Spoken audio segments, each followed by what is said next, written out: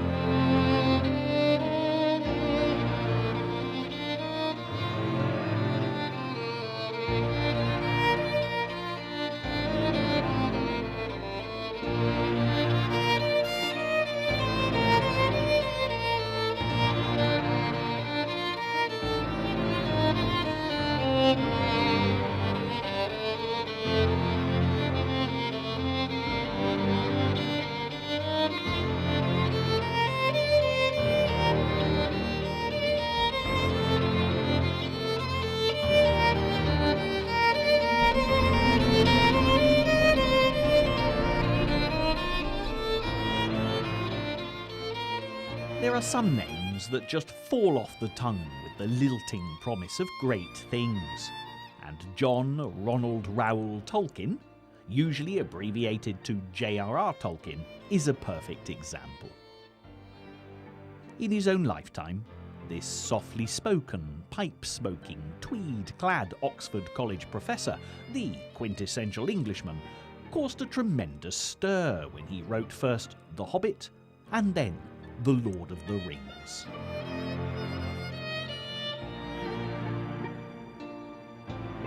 But Tolkien could never have guessed the impact his beloved books would continue to have on future generations of readers. And since Peter Jackson's wonderful 21st century movie adaptations, filmgoers, and even computer gamers as well. Whether J.R.R. would have approved of all this modern technology is, as you are about to discover, debatable. However, the adulation of millions of grateful fans might just have won him over.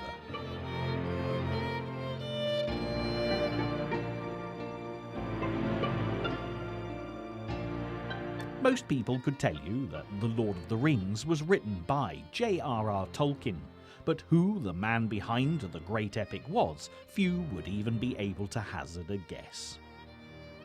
This is due in part to Tolkien's very private nature, and also the fact that when he died he was, quite simply, a pleasantly successful English author.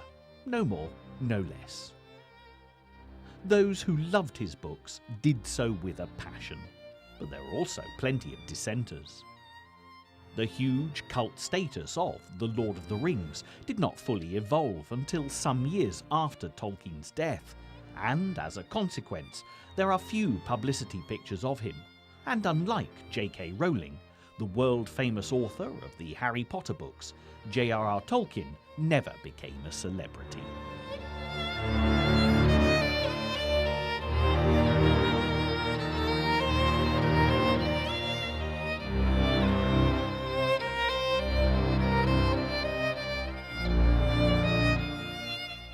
Now, unless your name's Rip Van Winkle and you've been asleep for the last 20 years, even if you've never read The Lord of the Rings, you'll know it's all about adventure with a capital A, and an incredible journey of discovery.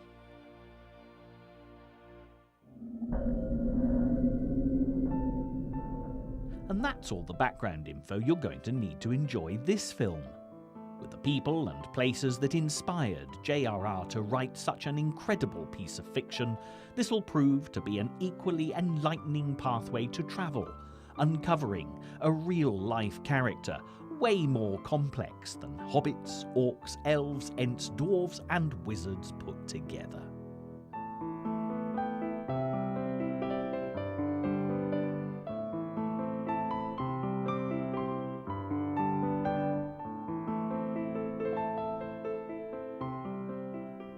Step back in time to the Victorian age, when bright young Englishmen could travel the length and breadth of the British Empire in search of fame and fortune, and that is precisely how J.R.R. Tolkien came to be born in Bloemfontein, South Africa.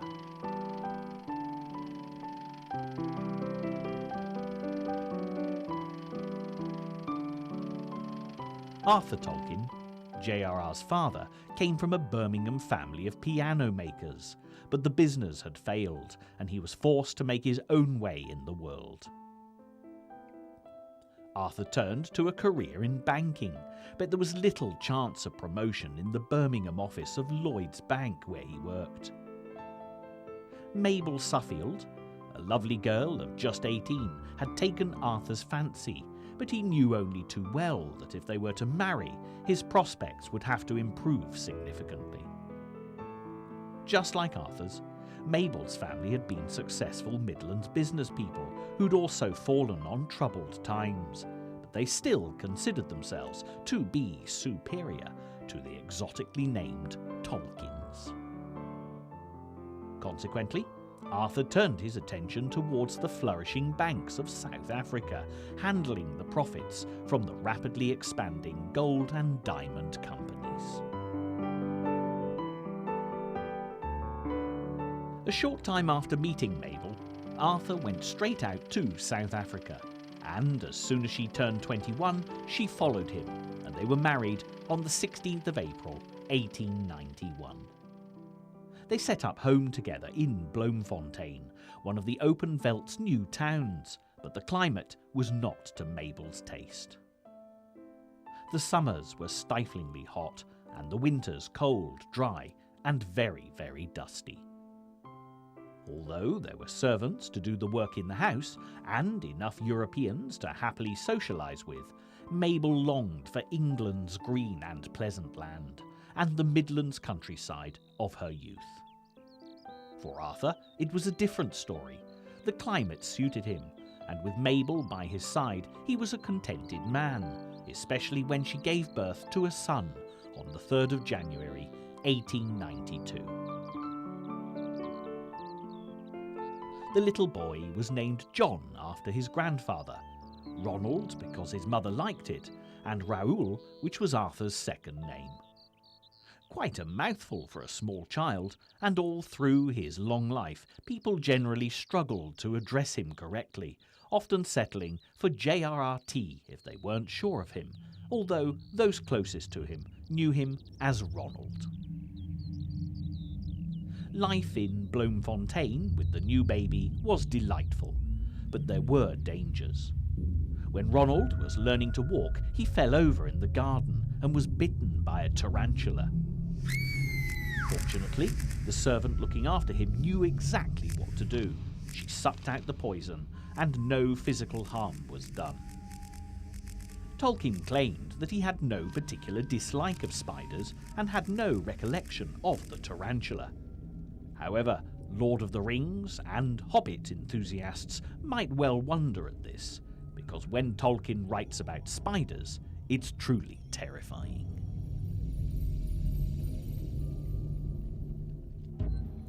Maybe the experience was so traumatic for a small child that he blocked it out of his memory altogether, and the incident only reappeared from the recesses of Tolkien's unconscious mind when his storytelling powers were in full flow.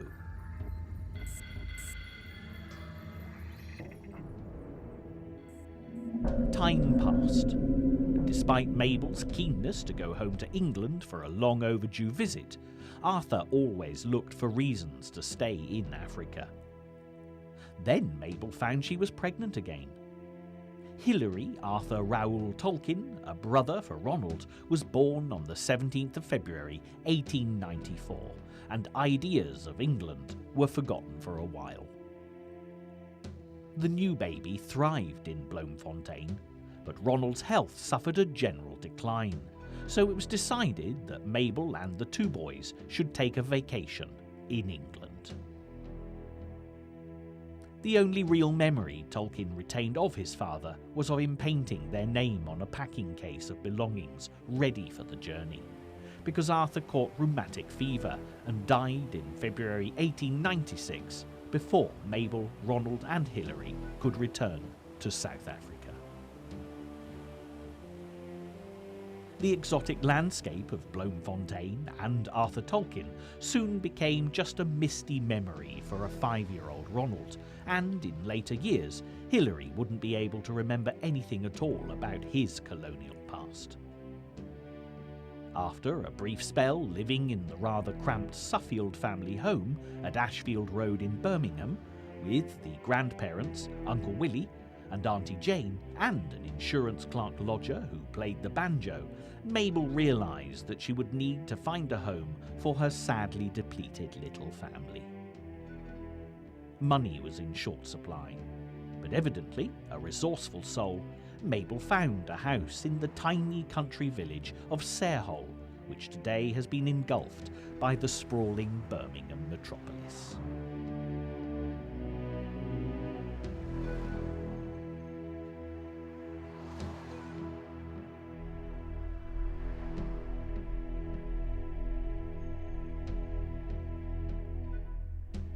However, for Tolkien enthusiasts, it's well worth a visit, because the old mill, so beloved by J.R.R., has been preserved as a wonderful museum.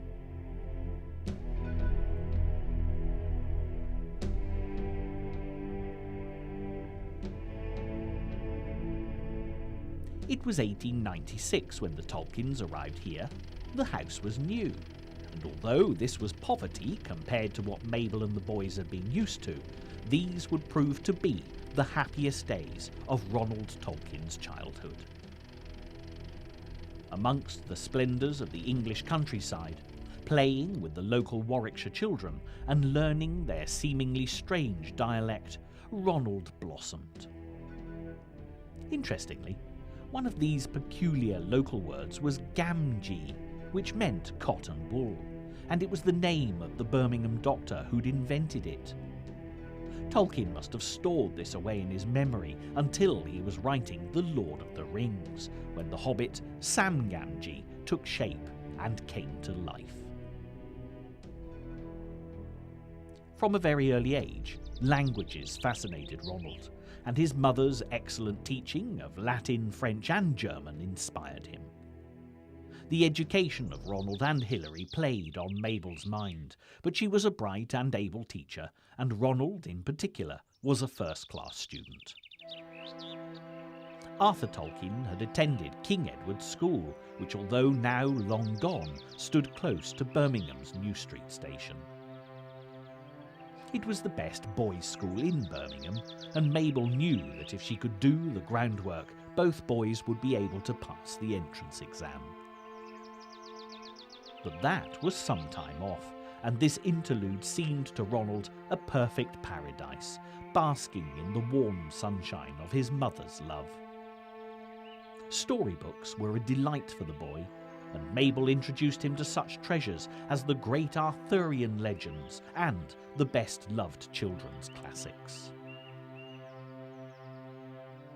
Ronald was particularly fond of the fairy books of Andrew Lang, most notably The Red One, which is still popular with children and grown-ups of all ages to this very day, and it's worth pausing here for a touch of literary speculation. Just imagine, if you can, a small boy out in the countryside on a glorious English summer's day, sat shaded beneath a majestically spreading tree, reading words from Andrew Lang's Red Fairy book that would inspire him for the rest of his life. The giant then called the ring where it was, and to my great surprise, it made him answer on my foot, and he, guided by the same, made a leap at which I had the good luck to observe, and fortunately escaped the danger. However, I found running was of no use in saving me, as long as I had the ring on my foot, so I took my sword and cut off the toe it was fastened on, and threw both into a large fish pond that was convenient. The giant called again to the ring, which by the power of enchantment always made him answer, but he, not knowing what I had done, imagined it was still on some part of me, and made a violent leap to seize me, when he went into the pond, head over ears, and drowned.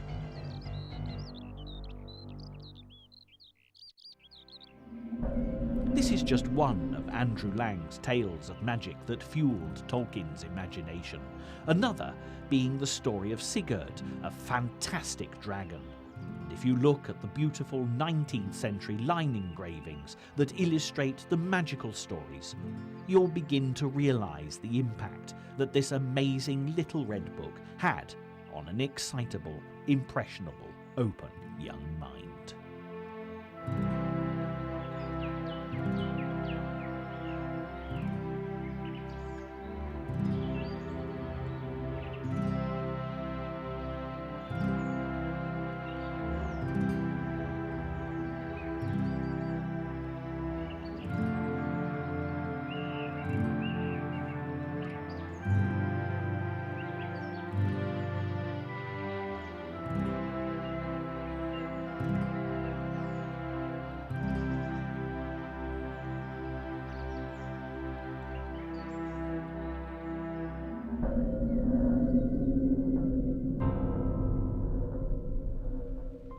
For lovers of The Lord of the Rings and The Hobbit, this countryside is precisely the precious, safe landscape that Bilbo Baggins, Frodo and Sam Gamgee fought so hard to preserve.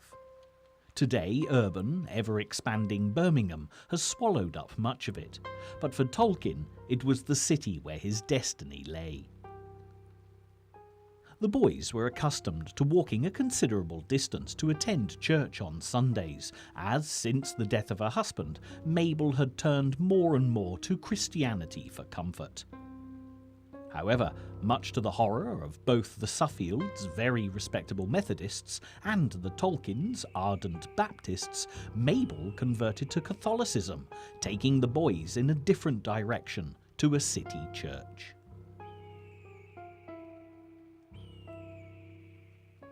The rural idyll was coming to an end, and when Ronald passed the entrance exam for King Edward's School in 1900, the family had little choice but to move further into the city. A benevolent uncle paid the school fees, but Ronald was desolate at the loss of the countryside, replaced by the hustle and bustle of 20th century Birmingham.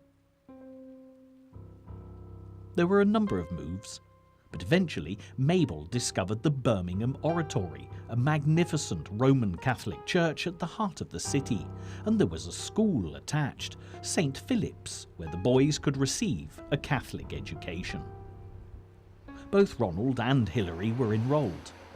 This was of major significance for the Tolkien family because the parish priest, Father Francis Morgan, immediately befriended the family, offering comfort, companionship and hope to Mabel, while delighting the boys with his loud, effusive personality.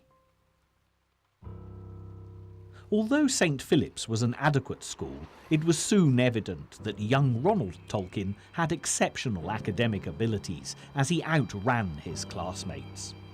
In 1903, he returned to King Edward's School, where the introduction of Greek to his studies mesmerised him. Ronald also encountered English literature, which inspired him to read Chaucer. Most schoolboys found the original Old Middle English incomprehensible, but to Tolkien it was music to his ears. In later years, he postulated that decent literature died with Chaucer, and his disparaging views on Shakespeare also surfaced at this time.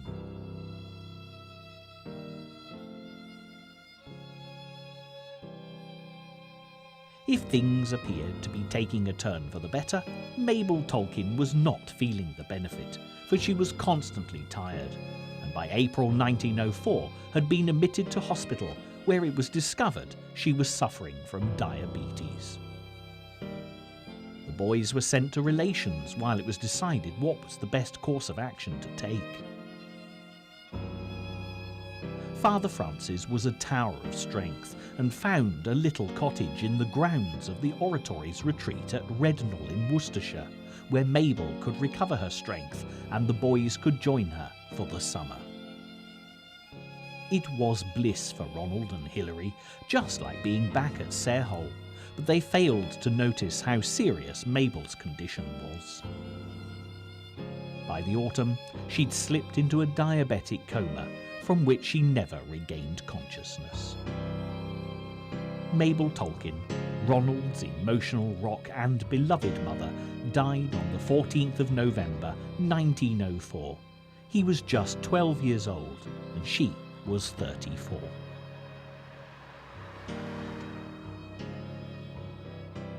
Mabel had appointed Father Francis as the boy's legal guardian, but a newly widowed Suffield aunt who lived close to the Oratory provided accommodation for Ronald and Hilary, and little else, as Father Francis did all he could to make the orphaned boy's sad lot as bearable as possible. Education was vital to Ronald, as he threw his energies into school life, excelling at rugby as well as academia, and he formed friendships that would shape the rest of his life. Christopher Wiseman was a staunch Methodist, but this only fueled the boys' friendship as they debated religion with intellect rather than bitterness. Tolkien delighted in the study of language, and with such precious finds as Sir Gawain and the Green Knight, and the epic Old English poem Beowulf, the legendary slayer of monsters, a fine literary mind steeped in mythology was developing. For the romantically inclined Ronald, a move to new lodgings at 37 Duchess Road, just around the corner from the Oratory, brought him into contact with a metaphorical dragon, a term often used to describe English landladies of a fierce disposition, and, what's more, there was the perfect fair maiden in the house in need of his protection. Ronald was 16 when he met and fell in love with the captivating Edith Bratt, also a lodger at the Duchess Road house. She too was an orphan, 19 years old, and like Ronald, an incurable romantic in need of affection. They became the greatest of friends, and love blossomed, despite the ever-watchful gaze of the landlady, who they managed to keep their romance a secret from. But they were not quite as clever as they'd imagined. One day, they set off on their bicycles in different directions and met up to spend hours wandering the Lickey Hills, stopping for tea at Rednall, the village that Ronald knew so well. They arrived home separately, but of course it had been Father Francis who'd found the cottage at Rednall for Mabel and the boys to stay at some years earlier. So not surprisingly, news that Ronald Tolkien had been seen in the village with a young lady soon got back to Father Francis at the Oratory. As Ronald's guardian, the priest took the matter very seriously, especially as the boy was supposed to be preparing for his Oxford entrance exam, and he insisted that the affair immediately be stopped. Ronald was moved to a different lodging house and then packed off to Oxford to take his exam, which he failed. It must have seemed like the end of the world, but there'd be another chance for Oxford in a year's time if he worked harder. Ronald started to see Edith again, in absolute secret, but it was a terrible strain on their consciences, and Edith announced she was going to live in the leafy splendour of Cheltenham with some old family friends. But once again they were spotted, and Father Francis got to hear of it. This time Ronald was told in no uncertain terms that he must not communicate with Edith again in any shape or form until he was 21, at that point some 3 years away. He could see her just once to say goodbye, and that was to be the end of that. Left to run its course, Who can say whether this boy-girl infatuation between two very needy, lonely young souls would have petered out? But in this case, banning the relationship simply transformed it into a great romantic cause for Tolkien. Ronald would wait the allotted time with the fortitude of a knight of old, and then, on a white charger, well again metaphorically, storm through Cheltenham's respectable crescents and terraces to rescue his damsel in distress.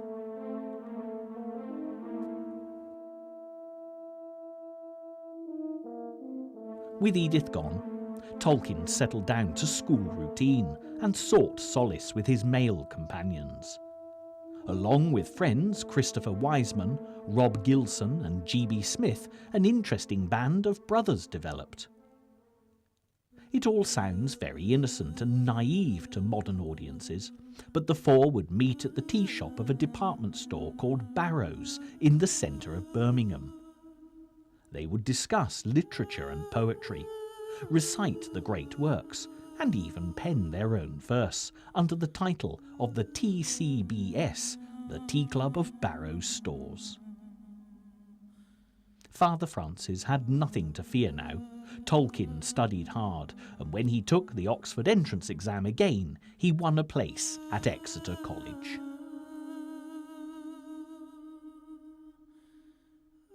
While in his care, Father Francis had done his best to take the Tolkien boys on vacations, and they'd enjoyed such classic seaside delights as Lyme Regis and Cornwall.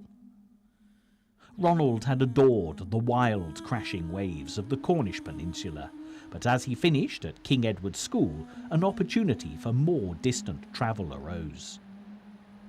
Hilary Tolkien was not as academically minded as his older brother and left school to go into farming, and the family he worked for took him and Ronald to Switzerland on a walking tour.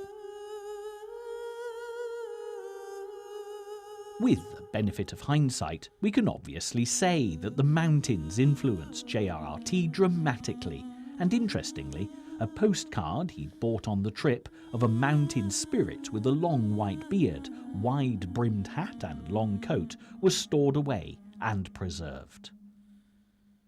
In later years, the envelope he took to keeping it in was marked by Tolkien, Origin of Gandalf, proving that even at this early stage, the ideas for The Hobbit and The Lord of the Rings were already beginning to germinate. Some call Oxford the city of dreaming spires. Others, less respectfully, most notably students at this great seat of learning, the city of perspiring dreams. But for Tolkien, it was a place of magic and possibility.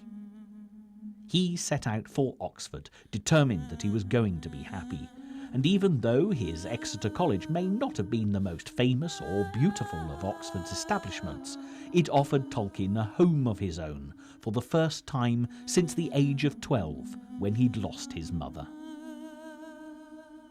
Tolkien was studying the classics, but he was more interested in working on languages of his own invention, until he discovered philology, which is, in its most basic form, the history of linguistics. With an inspiring lecturer, a down-to-earth Yorkshireman by the name of Joe Wright, Tolkien was able to indulge his great love and fascination for words. J.R.R. also took up painting and drawing again, something that he'd been very good at as a child, so his creative urges were being well satisfied, even if he was underachieving academically. The wise head of Exeter College suggested that Tolkien switch from classics to English so that he could specialise in philology, a move that was to change the face of 20th century literature most definitely for the better. But life was poised to throw some extraordinary challenges Tolkien's way, starting with the love of his life, Edith Bratt. Tolkien turned 21 on the 3rd of January 1913, and he immediately contacted Edith in Cheltenham to ask when they could be married, but she'd become engaged to somebody else. However, faint heart never won fair maiden, so, without a white horse conveniently to hand, Ronald Tolkien boarded a train for Cheltenham, where Edith met him on the station platform. By the end of the encounter, the boy and girl who hadn't laid eyes on each other for 3 years became engaged to be married, and Ronald returned to Oxford a happy man.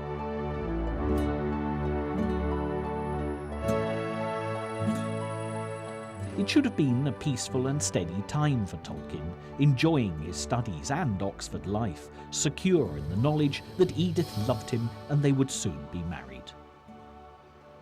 But the storm clouds of World War I were already gathering, and by the summer of 1914, England and Germany were at war.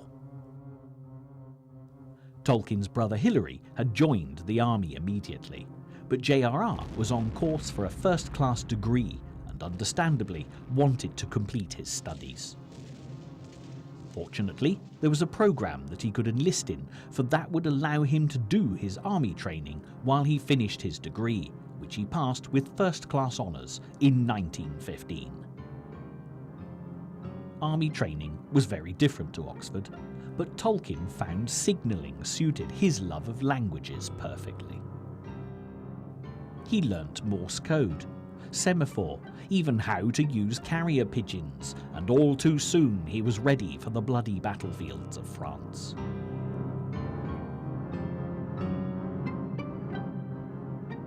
By this stage, the trench warfare tactics were taking a heavy toll, and life expectancy on the front line was dismally short. Edith had already waited 8 years for Mr. J.R.R. Tolkien, so as the time drew near for him to leave for France, the couple were married on the 22nd of March, 1916.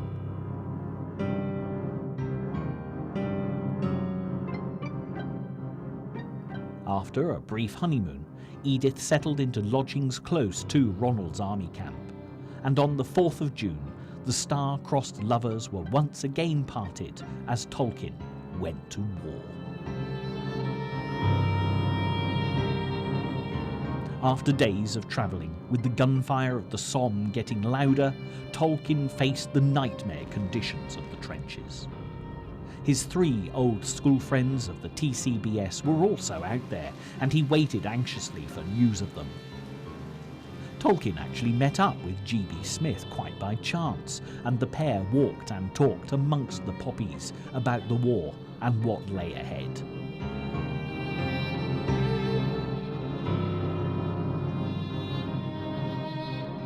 When Tolkien actually went into battle, he faced atrocious conditions. All his carefully learned skills were of little use in the desolation and confusion of the trenches, littered with decaying bodies. Comrades were dying all around, and news came from G.B. Smith that Rob Gilson of the TCBS had been killed. For Tolkien, like so many young men in France, the idyll of English life and thoughts of home dominated, and he was, in some respects, more fortunate than his unlucky friend. Tolkien contracted trench fever in the fall of 1916. When his symptoms failed to improve, he was shipped back to England. By Christmas, J.R.R. was reunited with Edith. But more sad news arrived with a letter from Christopher Wiseman. G.B. Smith, the young man he'd walked the poppy fields of the Somme with, had been killed in action. Half Tolkien's beloved TCBS had been wiped out, but Smith had written to Tolkien shortly before he died, and the words inspired J.R.R. to carry on and look to the future.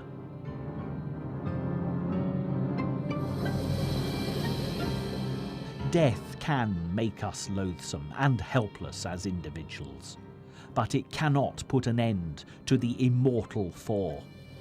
May God bless you, my dear John Ronald, and may you say the things I have tried to say long after I am not here to say them. Anybody who's read The Lord of the Rings or seen the films will prick up their ears at the mention of the Immortal Four.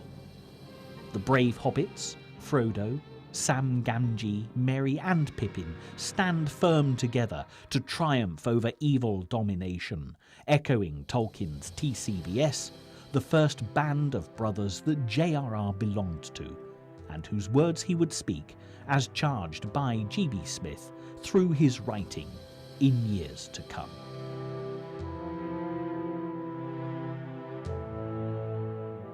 Convalescence was a long, slow process for Tolkien, and he was given temporary postings around England, but his illness would recur each time, and he'd be sent off to the nearest hospital. Edith did her best to follow, but towards the end of 1917, Ronald was in hospital in Hull, and she was expecting their first child. Edith returned to Cheltenham, where she was happy to give birth, and John Francis Raoul Tolkien was born on the 16th of November, but it was a week before the proud father could get to Cheltenham to meet his firstborn son. The baby's middle name was in honour of Father Francis, who'd done so much for J.R.R. as a young man, and any discomfort between them over the relationship with Edith was long forgotten, as the priest travelled to Cheltenham to baptise the child. Although it was now obvious that Tolkien's health would not improve sufficiently for him to return to the war in France, his army duties meant many moves from camp to camp, and inevitably hospital to hospital. In all the time Tolkien had been confined to his bed, he'd not been idle, working on his magical languages and creating a mythology that would be the backbone of his future writing. There are fewer people who've encountered the Silmarillion, the book completed after Tolkien's death by his son Christopher, but this early work was developing through this period of recovery. The story revolves around Beren, a character who falls in love with Luthien, an immortal elven maid, and Edith was most definitely his inspiration. Petite and elven-like, with raven hair and bright eyes, Edith was always Luthien to J.R.R.'s Beren, and whatever the future held for them, Tolkien's love for his wife was never deeper than it was at this very emotional time.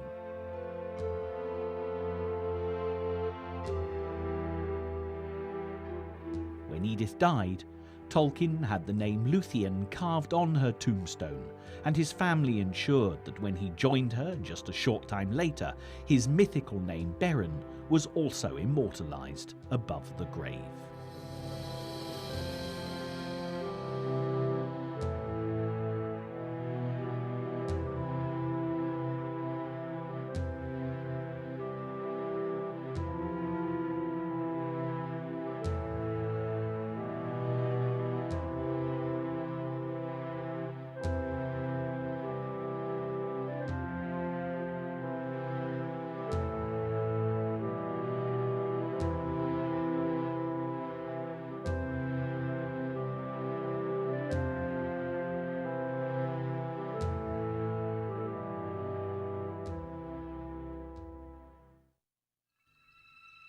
With family responsibilities, Tolkien looked back to Oxford in the hope of finding a regular job, but with the war not yet over, the university was hardly functioning.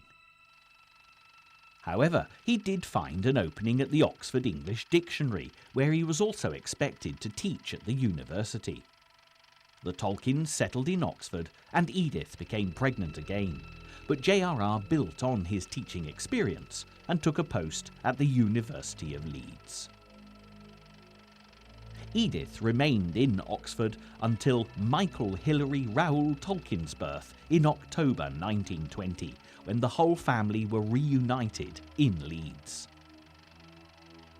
These were happy days, particularly for Edith, as she settled well into the warm, friendly atmosphere of northern red brick university life. Another child, Christopher Raoul Tolkien, was born in 1924, but the allure of Oxford still drew J.R.R. back to his academic home. When the professorship of Anglo-Saxon at Oxford became unexpectedly vacant, Tolkien applied and was appointed. In 1926, the ever-growing clan moved to Northmoor Road in Oxford, where they'd remain quite unremarkably for the next 21 years. When you look at Tolkien biographies, it can be a little confusing, because he lived at number 22 from 1926 to 1930, and number 20 from 1930 until 1947. The last little Tolkien arrived in the world in 1929, and much to Edith's delight, after 3 sons, it was a daughter, Priscilla Mary Ann Rowell. With a growing family and a shortage of space at number 22, when a neighbour's larger house came up for sale in Northmoor Road, which was, as you see, pleasant, leafy Oxford suburbia at its best, the move to number 20 made perfect sense. For a man with such a huge imagination, life at Northmoor Road was rigidly domestic, a routine of lectures, students, maths, and spending time with the children. The boys loved trains and model railways, and Tolkien's beautifully illustrated Christmas letters thrilled them every year. He wrote the first to 3-year-old John from Father Christmas at his home at the North Pole, and he continued the practice right through until 1943 for Priscilla. J.R.R. was also a wonderful storyteller, and he made up all kinds of tales for the children, which made each of them feel very special indeed. Sadly, J.R.R.'s relationship with Edith was not so straightforward. That they loved each other their whole lives long never comes into question, but they were very different personalities. Edith, although intelligent, had not been as well educated as her husband, and a well-ordered life spent with nice people of the same social standing to have afternoon tea with was all she asked. The Oxford University community was far more intellectual and governed by tradition than Leeds had been, and it's quite likely that Edith was rather lonely and never felt comfortable on this hallowed ground. Tolkien undoubtedly needed an outlet for his creative intellectual talents, and during his school days he turned to his male companions. C.S. Lewis, the acclaimed author of The Lion, the Witch and the Wardrobe, was at Oxford with J.R.R., and the two were firm friends. With other like-minded linguists, they'd meet up to read Icelandic sagas. They chose a very comfortable environment, which was conducive to good conversation, well away from Edith's well-ordered household. This is the Eagle and Child, a fine public house where Tolkien's second band of brothers used to convene over a pint of good English beer, one of the absolute joys of J.R.R.'s life. He also enjoyed smoking a pipe, so settling down for a drop of traditional ale and some excellent tobacco with scintillating company was Tolkien's own personal great escape. Needless to say, this was a men-only pastime, in the Bird and Baby, the nickname they gave the pub for obvious reasons, and poor Edith was completely excluded.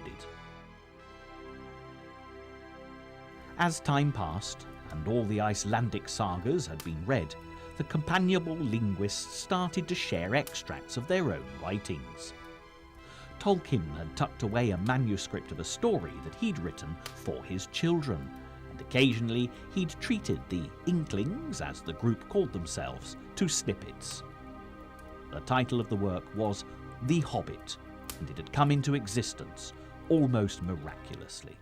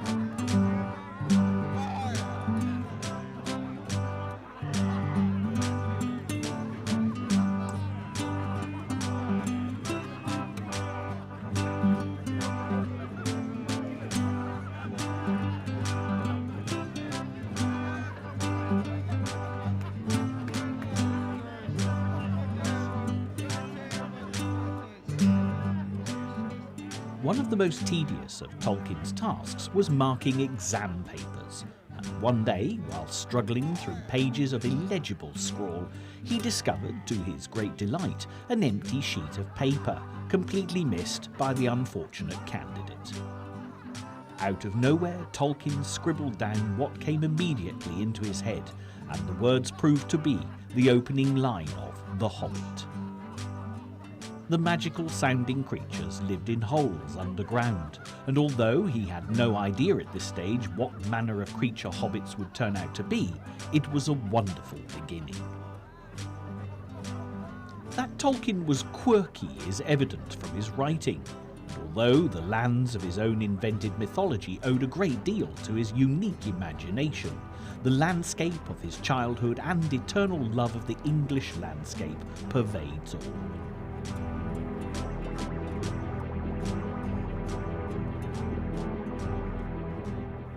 He hated anything that threatened the rural idyll of his youth, and after a brief, highly dangerous attempt to drive a motorcar, Tolkien denounced the new-fangled mode of transport for destroying the countryside. He was certainly ahead of his time with some very green principles.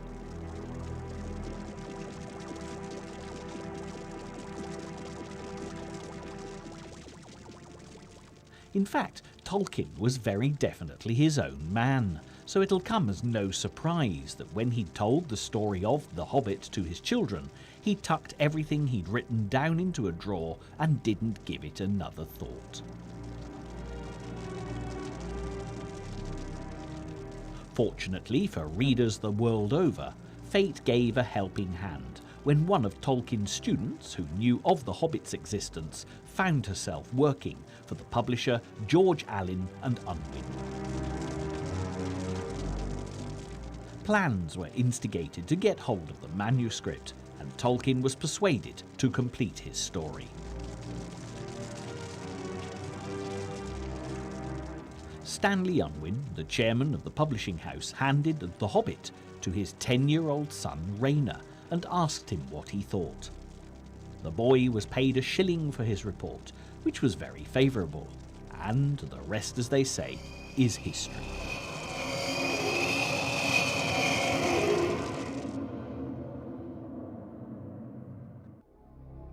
The Hobbit was published on the 21st of September 1937, and by Christmas it had sold out completely.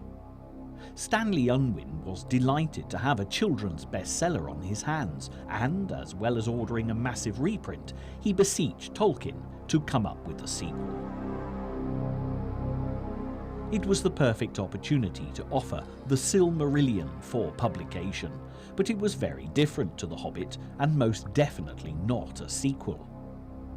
Sticking with hobbits, by December 1937, Tolkien began work on a new story, which was to focus on the ring that Bilbo Baggins, the hero of The Hobbit, had acquired beneath the Misty Mountains.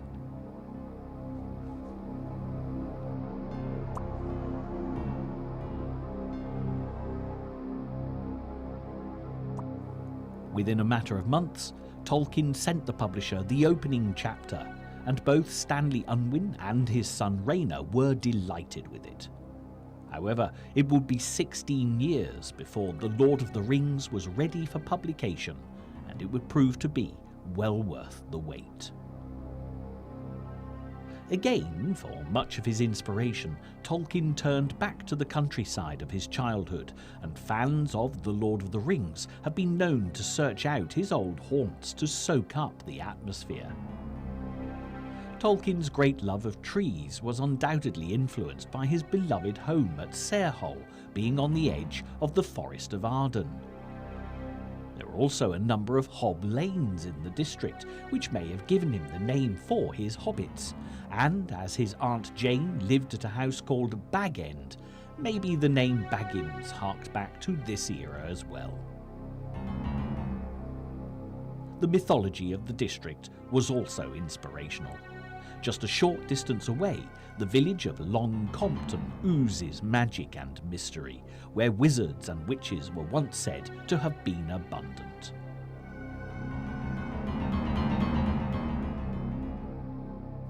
On the rolling hills above Long Compton you'll find the King's Stone, which is said to be all that's left of an ancient king who crossed swords with a Long Compton witch.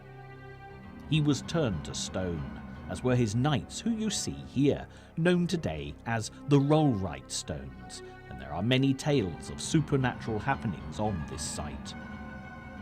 For a small boy, familiarity with this type of local folklore could well have made an unforgettable impression on an artistic mind.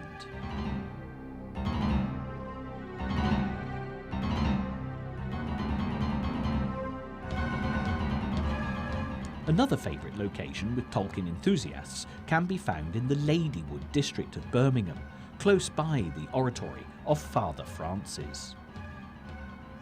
There are two towers which Tolkien would have seen every day as he went to school. One is the Tower of the Waterworks, and the other a remarkable folly built by John Perrott in 1758. Visitors can climb the 139 steps to the top and enjoy a real taste of young Tolkien country. But whether there's any truth in these being the inspiration for the two towers or not, it's a great experience.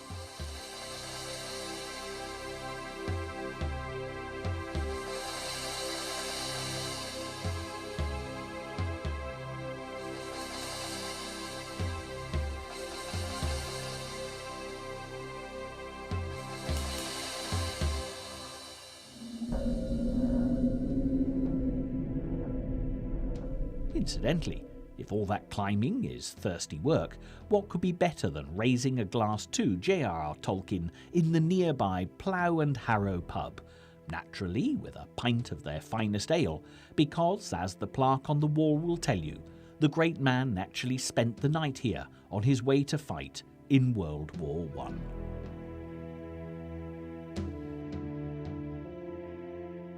Of course, in later years, with the benefit of hindsight, many locations around the English countryside have been associated with Tolkien, because he visited plenty of incredible places.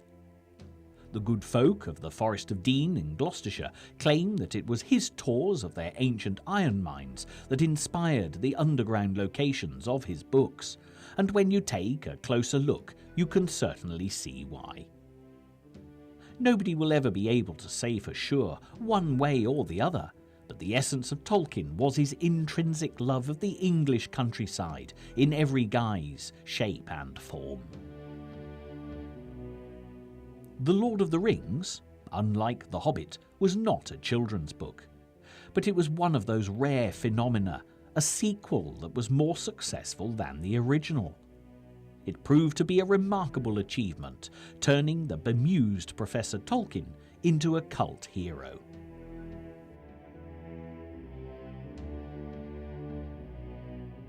J.R.R. and Edith moved to 76 Sandfield Road, Headington, a popular Oxford suburb, and he found it most disturbing that fans would arrive on his doorstep or telephone in the middle of the night to ask questions.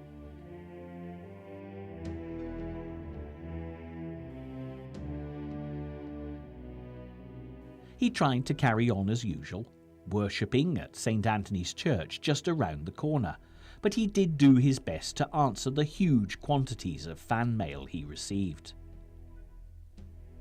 As retirement took its toll, the Tolkiens looked for a more suitable house than the one in Sandfield Road. Edith's health was a problem, and she'd taken holidays in Bournemouth when rest was ordered. The hotel she chose was the Miramar, a comfortable, respectable establishment that reminded her of the classic elegance of Cheltenham. The visitors there were genteel, but not as intellectually taxing as her circle of acquaintance at Oxford. Consequently, Edith favoured Bournemouth for their retirement, and in 1968 the Tolkiens moved to an unremarkable bungalow just a short distance from the Miramar.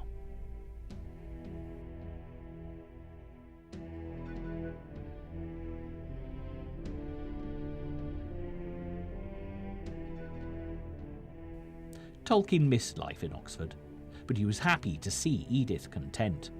However, when she died in 1971, he naturally gravitated back to university life. Merton College invited him to become a resident honorary fellow and gave him very pleasant lodgings close by.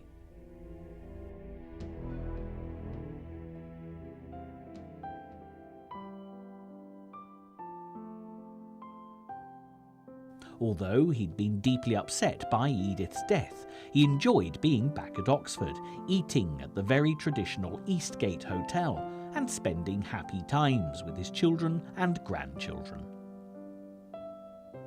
Visits with his old school friend Christopher Wiseman and his brother Hilary, who was still farming the Warwickshire countryside of their youth, were also a great comfort in Tolkien's later years. Ironically, J.R.R. Tolkien actually died in Bournemouth on the 2nd of September 1973 at the age of 81, having been taken ill there quite suddenly while visiting friends.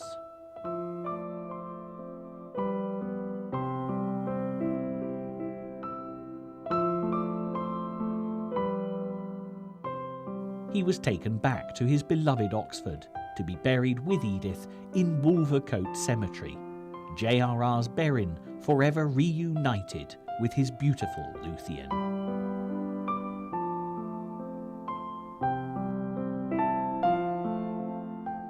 If you'd bumped into J.R.R. Tolkien walking down the street, you would have found it hard to believe that this quintessential English professor was the creator of the great mythological world of The Lord of the Rings.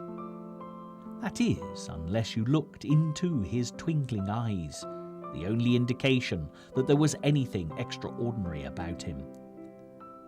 There were great hidden depths to John Ronald Reuel Tolkien, and fortunately, thanks to the legacy of his writing, future generations will forever be able to appreciate this amazing storyteller, transporting us all to a time and place where good overcomes evil and courage wins the day against insurmountable odds.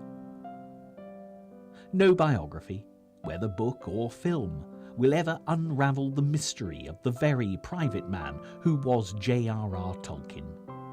And the only place that you'll truly discover anything beyond names and dates and places is within the pages of his books. A fine epitaph for any author, and one that, at the end of the day, Tolkien would wholeheartedly have approved of.